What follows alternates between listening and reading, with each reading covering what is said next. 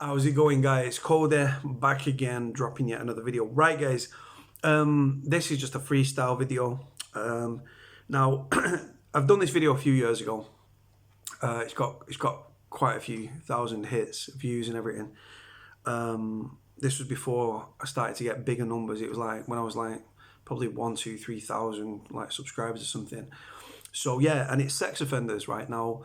I was looking through my videos and I was looking through my vlogs that I need to do, and I thought, wow, just look at how many sex offenders and nonces and teachers caught noncing and parents noncing the kids, or just sheer amount of paedophiles that are out there. Paedophiles, beasts, bacons, nonces, wrong-uns, predators, and everything else that you can use to, like scumbags, fucking like idiots, and everything else that we can use to describe these people. Now, when I first went to prison, right, and I was on remand at Strangeways, right, now the induction wing was initially G wing when I landed at the jail. We actually later swapped with A wing. A wing was the nonces. And I think G wing was bigger than A wing, and it was down to the sheer amount of fucking sex cases that were being arrested and sent to prison or remanded into custody. Now, I was told by the lads on the wing, like, nah, you'll never come in. You might see, when you go on a visit, you'll see nonces. You go out the door, the nonces are sat on the left. They have the backs. They're sat on the left, away from the visits law, and they've got the backs so people coming in and stuff, right? But I was being moved. I had a legal visit or something, so I was getting moved from the wing, and then this screw shouted to this other screw, VP, right, talking about this other kid, and he said, yeah.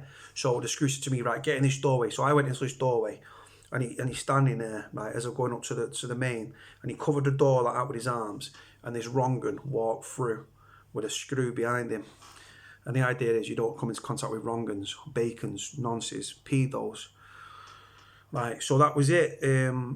And after that, I never, whilst I was in Strangeways, apart from when you walk onto a visit and you go out and you see them on the left there, you never seen them, right? So when I've ended up in Forest Bank, right, later down the line, I got sent to Forest Bank, yeah. Now, I've gone to Forest Bank and, like, the lads were saying, I said, what's he lot behind his door for? He's like, OP. He said, no. He said, that's, he's a DNU. Right. Now, when I was in Strangeways, I was just locked behind my door. I didn't know like anything from anything. And he said, that's a DNU, like do not unlock. So he said, like nonce, right? So like, oh, right. So that's when I worked out that there's that many nonces, right, in the prison system, like Forest Bank particularly, where they overspill because there's certain wings, like I think D1, D2, H2.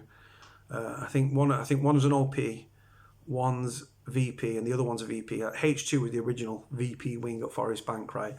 And they said, no, there's that many in the system that they overspill into general population, and then they run a regime where they're, in layman's terms, they get out for half an hour in the morning before the lads are out, and half an hour in the evening once the lads are locked up.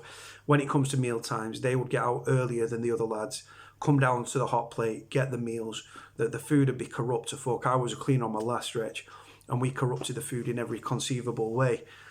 Pubes, fucking spit, even semen, like hot dogs shoved up prisoners' asses and stuff, right? You're a cleaner and you're in a cushy position. You don't really want to risk that. But then if you want to target these prisoners, you offer them money or drugs or tobacco or whatever their vice is, and say, right, now the reason that target the lads, now the way that you could target the lads on the wing where I was at, induction wing was G2, then it moved to G1. It moved from G2 down to H1. Now H1 used to be the medical care wing. Now on most of the other wings, right, it's like you've got your piece of glass in a door, thin piece of glass, but at Forest Bank on H1, right, the hatches are bigger, and you could actually slide them. Now, people try to lock them off and stuff and sticking like fucking plastic fucking knives behind them to try and stop people opening them. But we just pay a kid on Soch, and he'd go and he'd shit into a fucking piece of paper and he'd launch it into the kid's cell, or he'd throw a bottle of piss, or he'd throw like just a hot bottle of water, hot water, and just launch it into the pad and get off and stuff like that. These are the things. I know it sounds petty to a lot of people, but you couldn't get to them because, like I said, they're when the lads were out, they was locked up. So, but obviously, and then the screws weren't about, so we used to target them and stuff like that, and we used to get lads to target them. We'd corrupt the food, but then what happens is when the space became available on the non-swing or VP wing, VP, vulnerable prisoners. Now, contrary to popular belief, the VP wing doesn't just house fucking pedos, child murderers, rapists and stuff like that. You get gang members on there, you get prisoners with severe mental health issues, you get like former prison officers, former police officers, former gang members, people that are in debt. They might have been on OP, own protection, and then they've been fed up here. But yeah, because obviously there's that many sex offenders that in Forest Bank the wings were full, so they'd have to wait for a few prisoners to get out, a few of these wrongers to get out, which they should never get out. And then they'd feed these other wrong-uns up into that wing. But like I say, contrary to popular belief, the VP wing, vulnerable prisoners wing, doesn't just house sex offenders. You've got, like I said, you've got other prisoners that can go on there, and any prisoner can ask to go on to protection. You could just say, "Oh, I've got a debt" or something like that. You could have someone that's, you know, that there's someone on protection, and you want to try and get at that person, so you could put yourself on VP to try and attack that person. People might be offered money to do that, and it does go on. But yeah, it's vulnerable prisoners, really. Like I said, mentally ill, gang members, OP, own protection, sex offenders, child murderers, rapists, pedos, all that sort of stuff. So yeah, but there's that many of them in the system that this is how it goes. Now, like I say, for me, sex offenders, like rapists and stuff like that, and like paedophiles, you can't, especially paedophiles, you cannot rehabilitate a sex offender, in my opinion. Rapists. A rapist, like people, I remember putting a tweet out once. I said, like you can't reoffend, you can't rehabilitate a sex offender. And someone was like, well, if you look at the statistics, you can, right? But I think he might have been aiming at rape, right? Now, paedophiles, right? There's a huge paedophilia is massive. It's in government.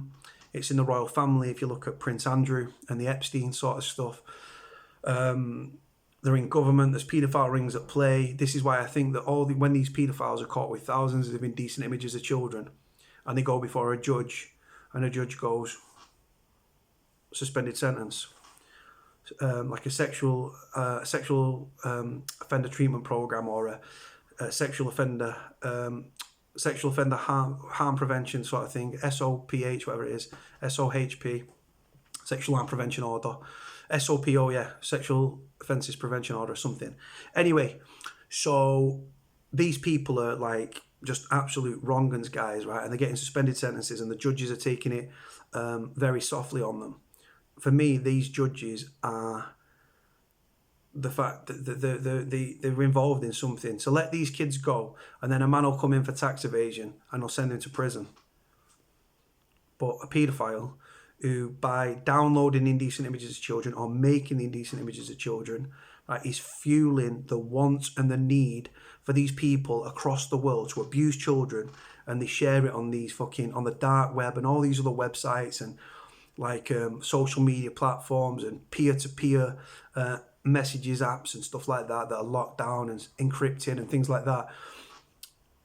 These judges are actually supporting these paedophiles because anyone else would just like jail them for the longest possible time.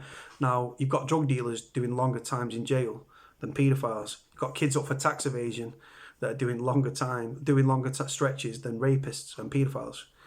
It's just unbelievable, guys. And like I say, the sheer amount of paedophiles that are being caught and then reoffending. There was an SOTP, or a sexual offenders treatment program, that's now been discredited, right? And I covered the story. And these two prisoners, these two nonces from prison, did an interview via the phone system in jail, and did an interview with this BBC Radio 4. And they was like, oh yeah, well, we sit around, all the nonces would be in a room, and they put like one of them in what they called the hot chair. Should have been the electric chair. You with me on that? Now, and they'd start, all these prisoners would start questioning the people about what they did and how they got off on it and how it made them feel and stuff. And by describing what these people were doing, it was sexually arousing the other prisoners in the room. They're getting off about a man talking about abusing a 3-month-old baby or a 6-month-old baby or a 2-year-old baby, right? And they actually said I'd never had the stories on my timeline, and the actual story read like I've never had so many deviant thoughts, right? And I was just like, oh my God. And what the statistics showed and what the study showed is that this sexual offender treatment program, which has now been discredited, actually led to more offending. Now, these are all the academics and stuff, and I don't really like buy into all these. At the end of the day, if you go to prison, sexually attracted to, right, with women, it's different with women because a lot of women go to prison and they end up, these women, they feel this closeness and this like need for cuddles and attention and affection. And a lot of women go to prison with having boyfriends, and then they end up having lesbian relationships in prison. It goes on that way. But when it comes to men, male prisoners, if you go to prison attracted to men, you will leave sexually attracted to men. If you go to prison sexually attracted to women, you will leave sexually attracted to women. If you go to prison sexually attracted to children and get gratification from viewing these indecent images of children or acting on it, fucking vile bastards that they are, right, they will leave sexually attracted to children. Right, there's no amount of courses, all these courses they do in prison, these sex offender treatment programs, and I think the current one's called Horizon because it was in the article that I covered, right?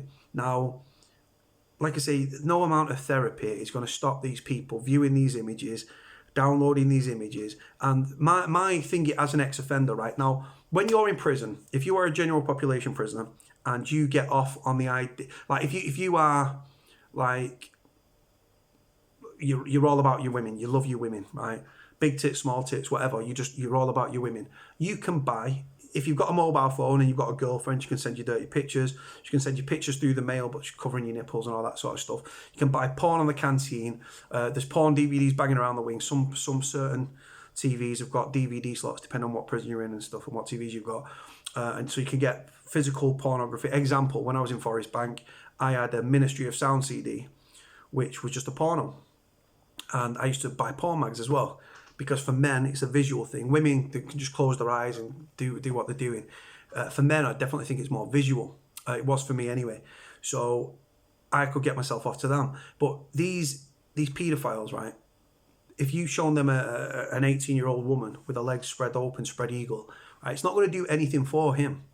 It's not going to get arouse him in any which way. But if they was indecent images of children, and that's what they are, it's not fucking pornography, that is just indecent images of children, right? That would get them off. And the longer, what I'm saying to you is, the longer you're in prison, the more your feelings, right, whether it's nonces or general population prisoners, you've got male urges and stuff. Your body's producing testosterone all the time. You've got sexual urges, right? Now, if you leave prison, general population prisoner leaves prison, if he's got a girlfriend or if he hasn't got a girlfriend, one of the first things he wants to do, apart from going to probation, if you've got to go to probation, is like get a shower or like, but you want sex. It's a known fact. And if you've got a missus, like I know people that have left jail and had sex with a missus in the car down the road from the jail on a country track, on a dirt road, right? So the longer these paedophiles are in the system and they've not had access to, like, because none of the pornography on the system, like that you can buy in jail, would do anything for them. Let's say they've not had a mobile phone and they've not been able to view indecent images of children. They've been locked in jail, right? And the brain's like urging for sex. They then get released, right? And this is when they might be looking on social media, for trying to meet underage kids, as we've seen with these paedophile hunter stings, which are happening daily up and down the country. And nothing but love and respect for all these paedophile hunters that are out there working hard to protect your children. I don't have children myself, but protect your children and get these people, slam them, put them in jail, and they should never be released, in my opinion. I do believe that if you don't really release them, they can never reoffend. Simple as that.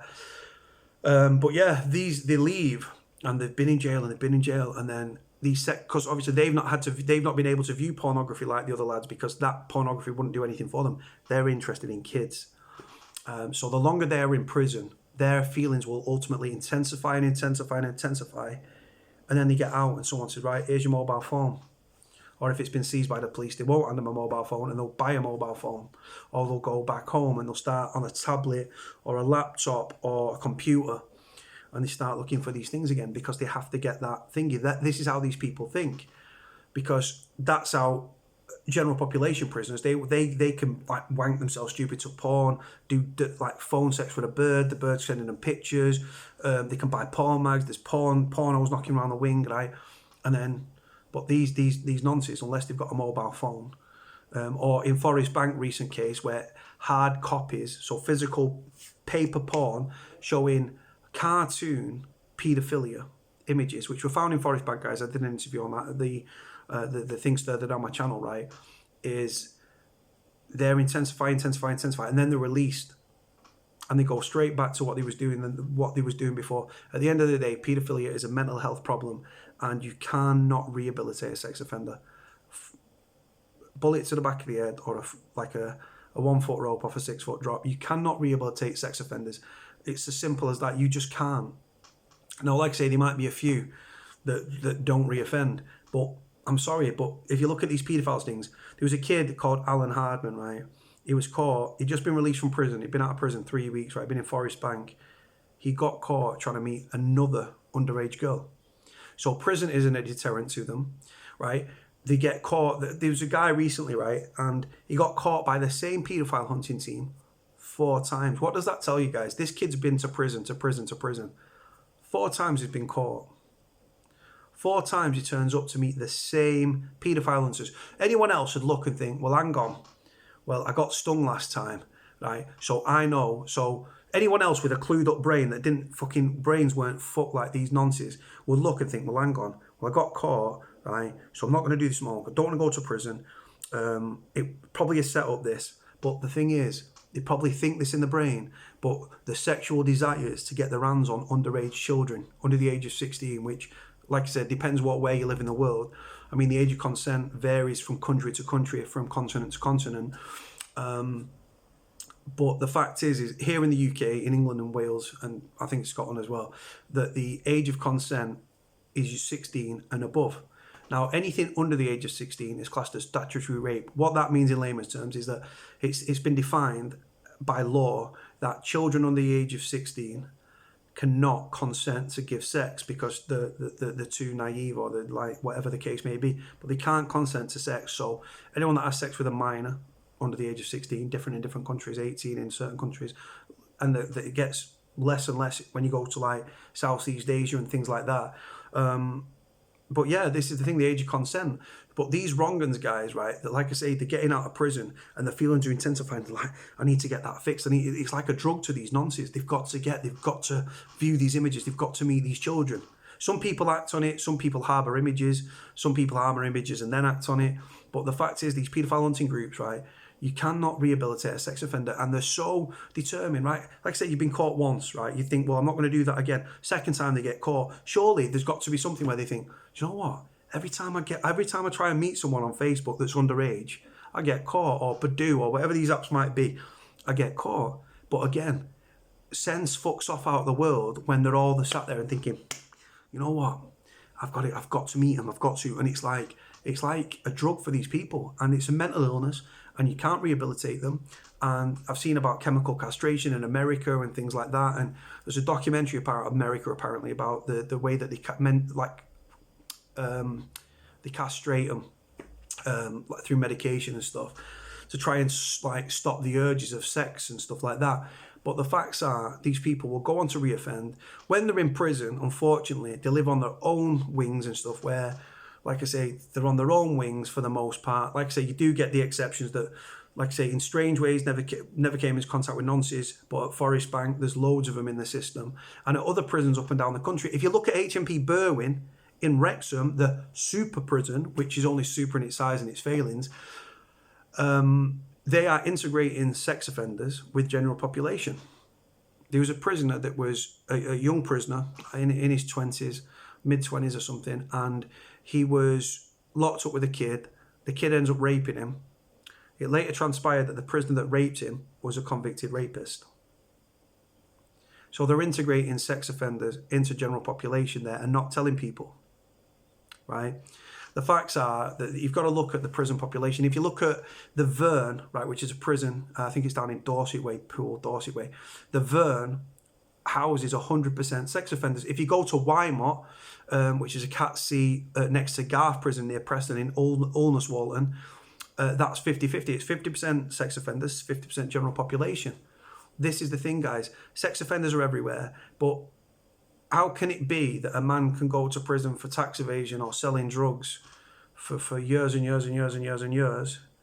Somebody rapes somebody. Somebody has thousands and thousands and thousands of indecent images of children, and a judge will say, "You drug dealer, you fucking tax evasion, bam, 9 years." I know a kid that got 9 years for tax evasion, right? Nonces, 3 years, 2 years for images. Rapist getting 7 years. Like, is somebody having the fucking piss? Like, is someone having a laugh? The system's broken, guys. At the end of the day, the courts, the police, the government, the establishment, the royal family, paedophilia is massive, guys. It's as simple as that, and it's everywhere, and you can't rehabilitate sex offenders. I was sexually abused when I was younger. I detest these people. Let me know what you think in the comment section below. I've rambled on, so I'm not really feeling the vlog, but I've tried to do it the best I can because I'm 21 minutes in. So let me know what you think about the video, guys. I'm going to leave it there. Like, comment, subscribe. Cody out.